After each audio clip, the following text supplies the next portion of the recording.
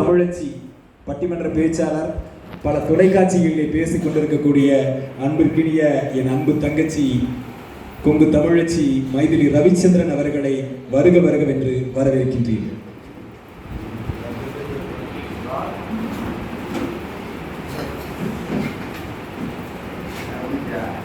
செந்தமிழே, உயிரே, நறும் தேனே, என் செயலினை மூச்சினை உனக்களித்தேனே.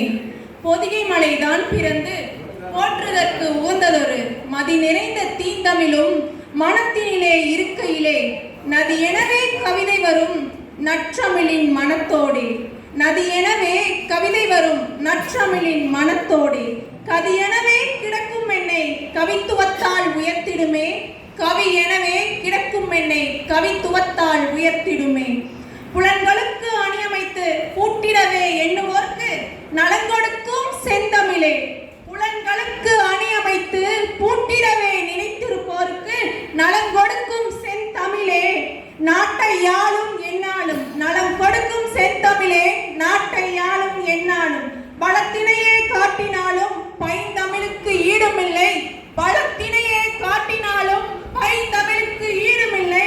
உணர்வு மொழி தமிழும் அன்றோ, உலகில் உள்ள அனைவருக்குமே உணர்வு மொழி தமிழும் அன்றோ. தமிழன்னையின் பொற்பாதம் பணிந்து உங்களுடன் நான் கொங்கு தமிழச்சி. இன்று அவையை நிறைத்து கண்ணுக்கு அழகா உட்கார்ந்துட்டு இருக்கீங்க.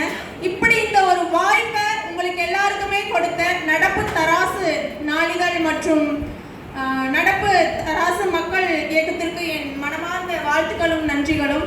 இங்கே என்னோட ரொம்ப நாள் ஆசை கும்பகோணம் வரணும், அதை விட திருக்கடையூர் வரணுங்கிறது என்னோட ரொம்ப நாள் ஆசை. உங்க எல்லாத்து மூலியமா இன்னைக்கு இங்க வந்து நிக்கிற வாய்ப்பு எனக்கு கிடைச்சிருக்கு. அப்படி ஒரு புண்ணிய பூமியில எனக்கு பேசுறதுக்கு வாய்ப்பை ஏற்படுத்தி கொடுத்த எனது வழிகாட்டி ராமவேல் முருகன் அண்ணா, தூய தமிழ் பற்றாளர் அண்ணா அவர்களுக்கு என் மனமார்ந்த நன்றிகள் அண்ணா. என்ன பேசுறது அப்படின்னா அவங்களெல்லாம் பார்க்கும்போது அவ்வளோ சந்தோஷமா இருக்குதுங்க. எல்லாரும் நல்லா இருக்கீங்களா?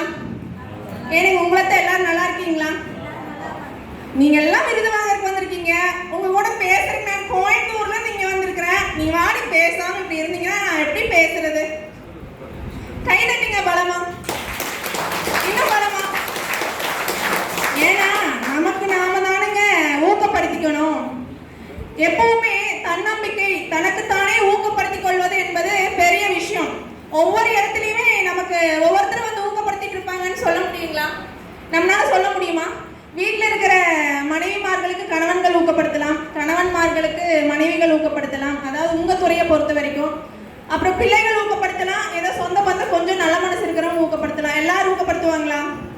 பிள்ளைகள் ஊக்கப்படுத்துவோம். அப்பாவோ அம்மாவோ இப்படி வந்துட்டாங்க, நிறைய நல்ல விஷயங்கள் பண்ணிட்டு இருக்காங்கன்னு சொல்லி பிள்ளைகள் ஊக்கப்படுத்தலாம். எவ்வளவோ எதிர்ப்புகளையும் பொறாமைகளையும் சதித்திட்டங்களையும் தாண்டி தான் நீங்க இந்த ஊராட்சி மன்ற தலைவர்கிற பதவிக்கு வந்திருப்பீங்க இல்லையா? உண்மையா இல்லையா? உண்மைதானுங்க.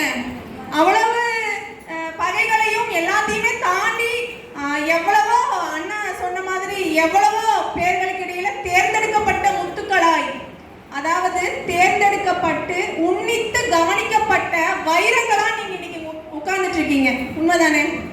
எத்தனையோ பேருக்கு வந்து யாருக்குமே திறமை இல்லைன்னு சொல்ல முடியாது. ஆனா அவர்கள் செய்யற ஒவ்வொரு விஷயமும் எல்லாத்தோட மனசுலயுமே பதிஞ்சிருமா அப்படின்னு சொன்னா அது வந்து இப்படி விரல் சொடிக்க சொல்ற மாதிரி தான். உண்மைதானே?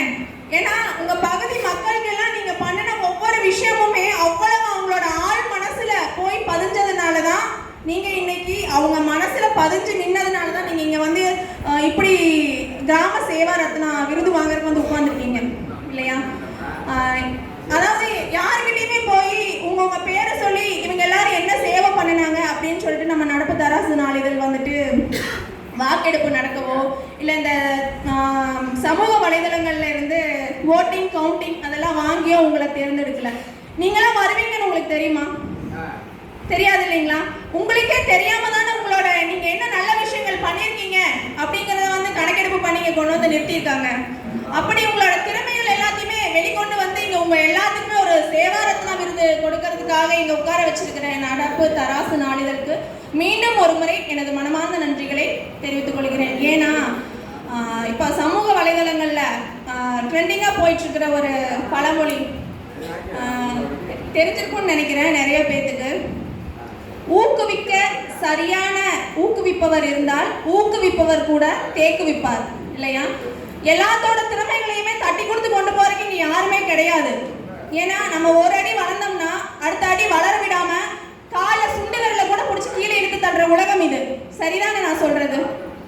அது எல்லாமே தாண்டி தானே நீங்க எல்லாருமே தேர்தலில் ஜெயிச்சு அடுத்த தேர்தலை எதிர்நோக்கி உட்கார்ந்துட்டு இருக்கீங்க. அப்போ இவ்வளவு வருஷங்கள் நீங்க பண்ணின பணிகள் எல்லாமே உங்களை இங்க உட்கார வச்சிருக்கு அப்படின்னா அடுத்த தேர்தலையும் நீங்க ஜெயிச்சு வர்றதுக்கான வாய்ப்புகள் இருக்கு. அதற்கு என் மனமார்ந்த வாழ்த்துக்கள்.